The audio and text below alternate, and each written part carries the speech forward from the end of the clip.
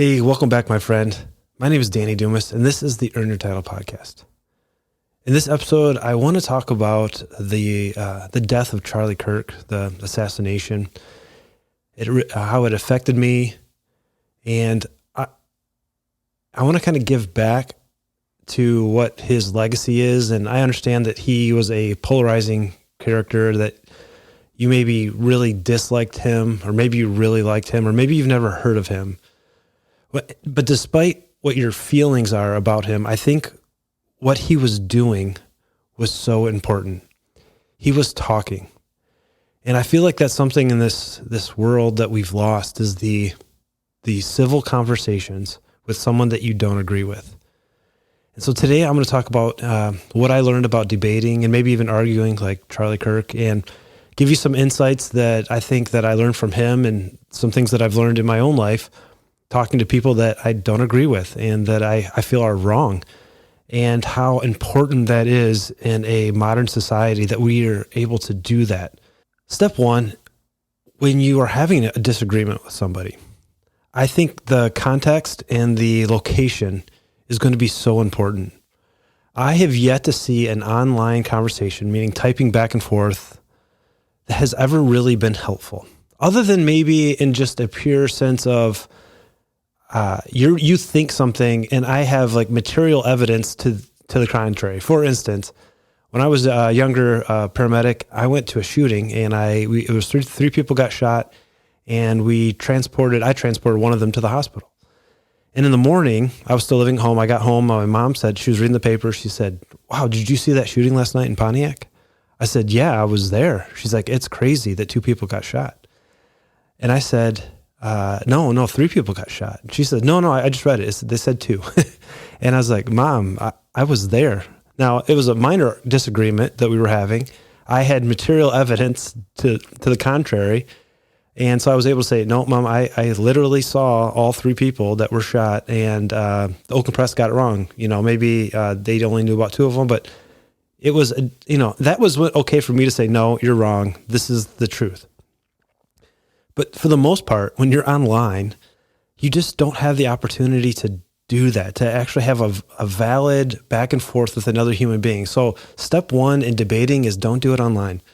I really don't see the benefit of you expressing your disagreement with somebody else online. It just doesn't work. I don't think that's how humans were designed to communicate and disagree, and then come to a conclusion where maybe both of you come out a little bit more educated, because it's very adversarial. And when I got online after the death of Charlie Kirk, and dude, there were some terrible things said. Like, I just can't. I'm like, "Man, I know you don't agree with him, and I don't agree with everything he said. There were some things that I didn't agree with, but to put that online over the death of a husband, of a father."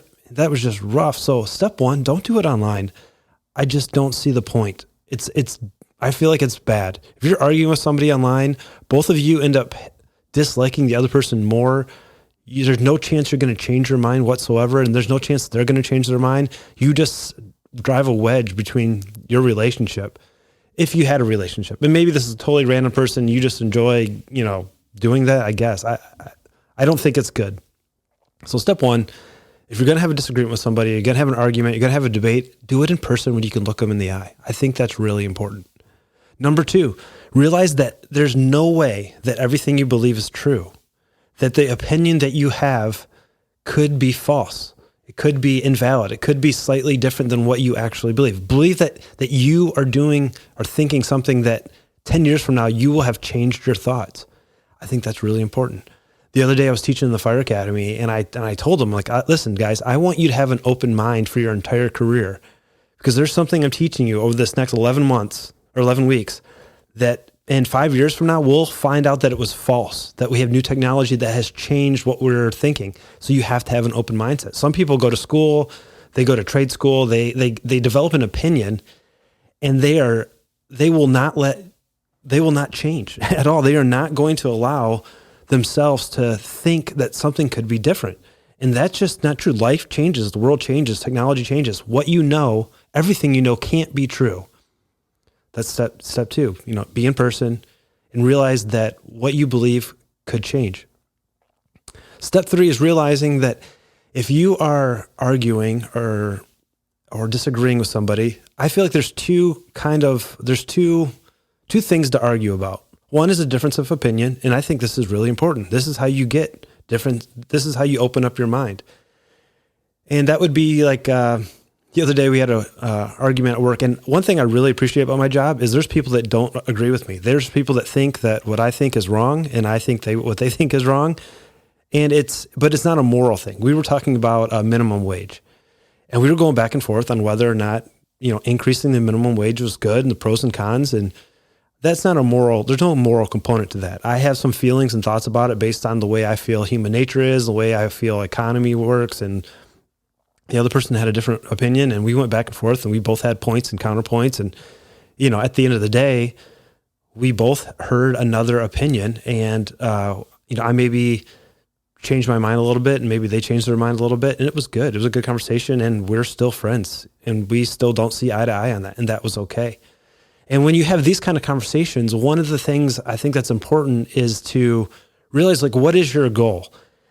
And in most debates, in most arguments, if your goal is to win and to beat your idea into that person's head, and you have failed if they don't believe the way you feel, I think that's probably going to be a failed conversation. So when I'm in these debates, when I'm in these arguments, my goal is to clearly articulate my thoughts. And then that's my primary goal. My secondary goal is to, if they ask me, hey, in your words, what do you think that I feel like?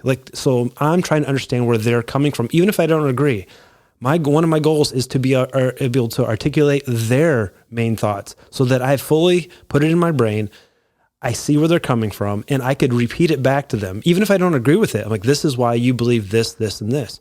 And I think that's something that Charlie was really good at. He was really good at articulating his thoughts. His thoughts had logic and reason, and the people he was debating with didn't believe in that logic or reason, but it was consistently logical, and it was intellectually consistent. And to me, that's what a good debate is. That's what a good argument is. And what I found sometimes is when I've had these arguments and these debates, I wasn't able to clearly articulate my idea. I knew kind of what I thought, but when pressed on it, why, I couldn't answer the question, which allowed me to go back into my life and study a little more and to understand a little more and to more clearly, line it up in my head so that it was logical. So next time I have this discussion, I'm better able to articulate my ideas, because that's what a good debate is. That's what a good discussion is. It's not hey, I want to change your mind. It's, this is what I believe, and this is why I believe it. And it follows this logical pattern. And that is if I can do that in an argument or a debate, I think that's successful. I know I can't change someone's mind. Now, someone else can change their own mind. Maybe I'll say something and they say, yeah, you know what? There's some logic behind that. And I've never thought of that, because I've had the same thing happen to me. Someone would say something. I'm like, yeah, you're right. I never thought that through. So I think having a good debate means sharing your thoughts, sharing your ideas in the most logical way possible. I think that's important. Now there's the other argument, the moral argument, where I do think I'm right. And I think I have a moral stance, and I'm probably, as long as my morals stay the same, I'm not going to change my mind. And these can be a little more heated, right? Because I'm not willing to back up and say, okay, I see what you're saying and I agree with you. Because if it's a moral thing, I think that's deeper than just my thoughts and ideas, on whether minimum wage is good or not. One of those for me would be the topic of abortion. I have a moral stance on what I believe is right and wrong with abortion. And I don't think I'm going to be swayed to change my mind because it's based on a moral argument. Now, one of the challenges with a moral argument is you need to be intellectually consistent.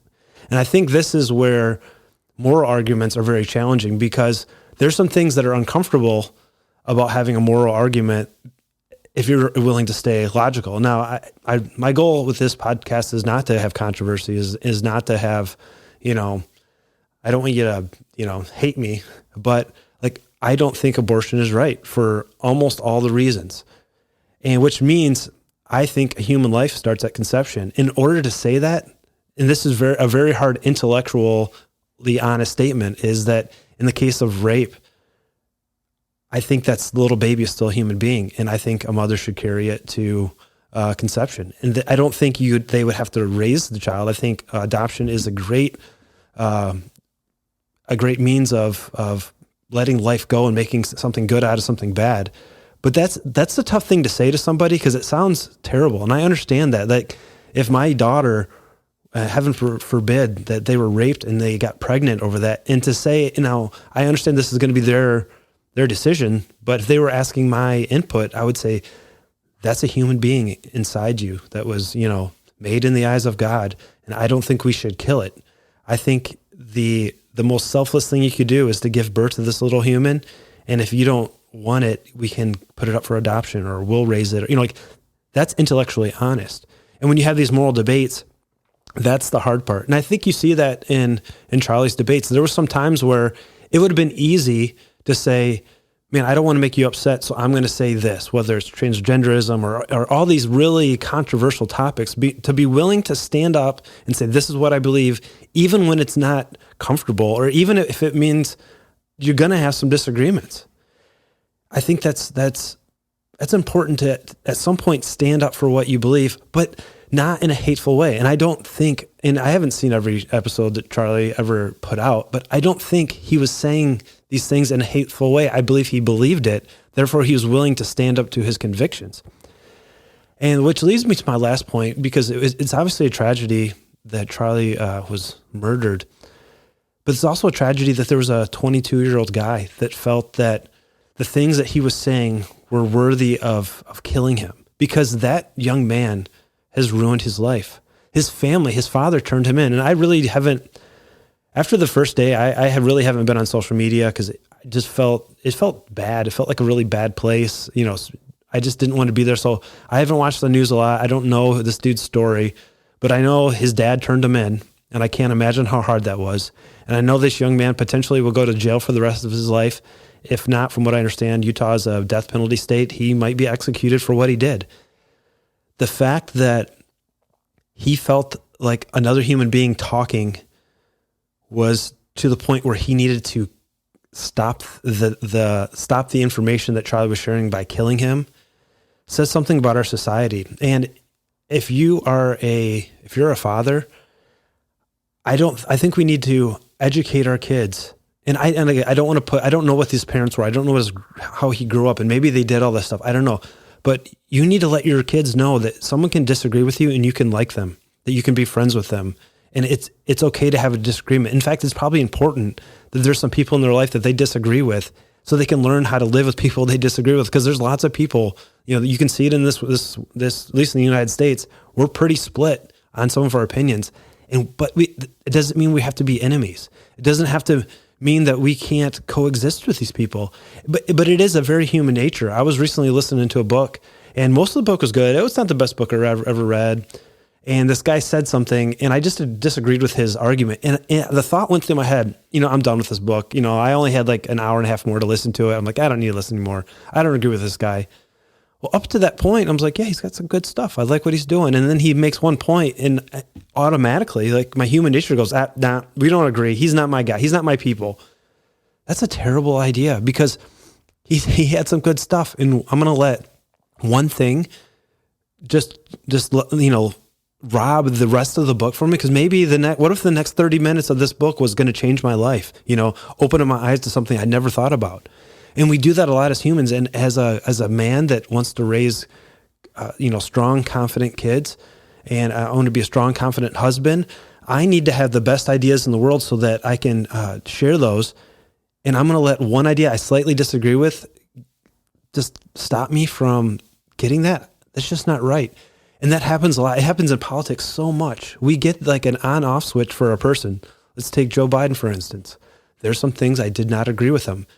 There's some things I thought were great. Like, as a firefighter, there's a thing called the Social Security windfall tax. I believe that's what it was called, where if you have a pension and you've also paid into Social Security, when you start collecting your pension, your Social Security benefits were decreased. Well, he got rid of that. Man, thank you so much, President Biden. That was amazing. That really, I don't think it was fair that they did that. You were able to get that changed. That was a good change. Thank you for that.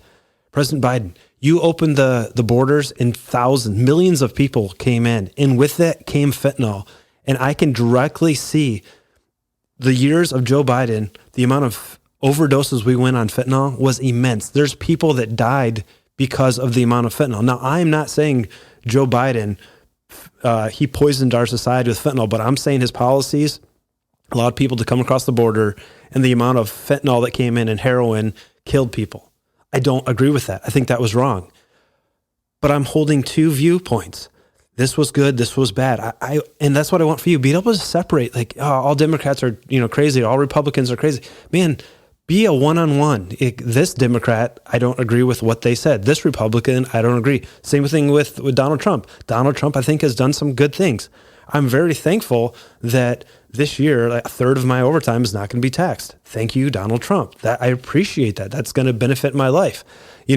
How he's handled Russia, I don't think is the greatest. So I can have two viewpoints. You can have two viewpoints, and it doesn't mean you're a sellout or a traitor. You don't need to be in a camp. And when you don't have disagreements, you don't have arguments with people, I think that puts you in a camp because you get in these echo chambers. Social media is amazing.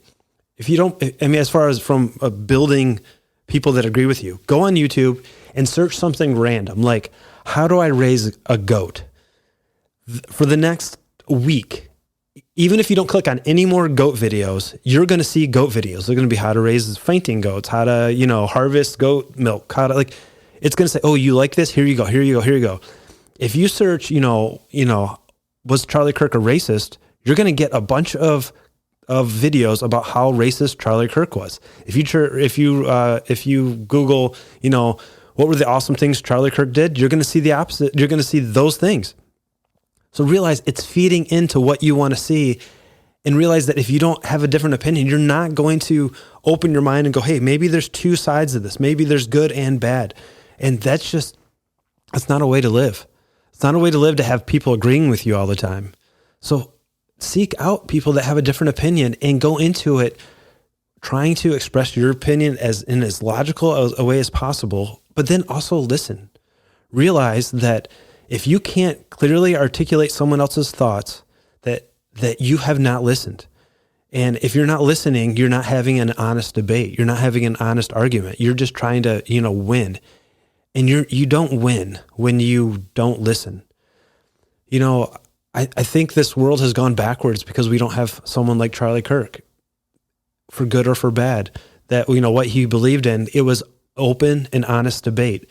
I think one of his problems with the people that had the opposite view is the clips that he showed were him disagreeing with people. But, at that shooting, there was, I think, 3,000 people there. And I'm sure most of the people that went up on stage probably agreed with him. But they would only televise or stream or YouTube the ones that disagreed with him. So it looked like he was constantly arguing with people. But man, that is what a free democracy is. Like, it's an awesome place to be able to go and just disagree with people. So, have those conversations in person. Don't do it online. It's not successful. Try to understand where people are coming from, even if you don't agree with them. If you can understand where they're coming from, then it can be logical. Like, I think about, if I had an argument about abortion, it is my hope that when people are talking about the death of a fetus, that they don't believe that is a baby, because that's a hard thing to wrap your mind around, for someone to say, I think it's okay to kill a baby in a mother's womb, because they don't believe that. Now, I don't agree with them, but I hope that is their feeling, because that makes more sense. If you didn't think if this is a clump of cells, then yeah, I'd understand it would be like taking out a tumor that was growing in your body. I can understand that. I don't agree with you. I don't think science agrees with you, but I can understand where you're coming from. And because I can understand where you're coming from, I can see you as a human being. And that's important. I can see you as not evil. That's important. Because if I just automatically assume that you want to murder babies, I can't see you as a good person. I can't. And I don't want to have that conversation with someone who I think is horrible. So I need to see your side. I need to understand where you're coming from, even if I disagree with it. I think that's so important for a modern society, for a society that's going to progress and have good ideas and have this open discussion, which leads to more different ideas, different plans, different things to happen. And I encourage that for you. I know, however you're feeling one way or the other on this time in the world, I think we can probably not ever fix it, but we can make it better by be willing to have honest and open conversations. And that's my encouragement to you, is to find somebody you disagree with and talk to them, get their take. And, I think you can make at least your world better by doing that. I hope you have enjoyed today. I hope you get something out of it. I hope you put this into action. My name is Danny Dumas, and this is the Earn Your Title Podcast, and I will talk to you later.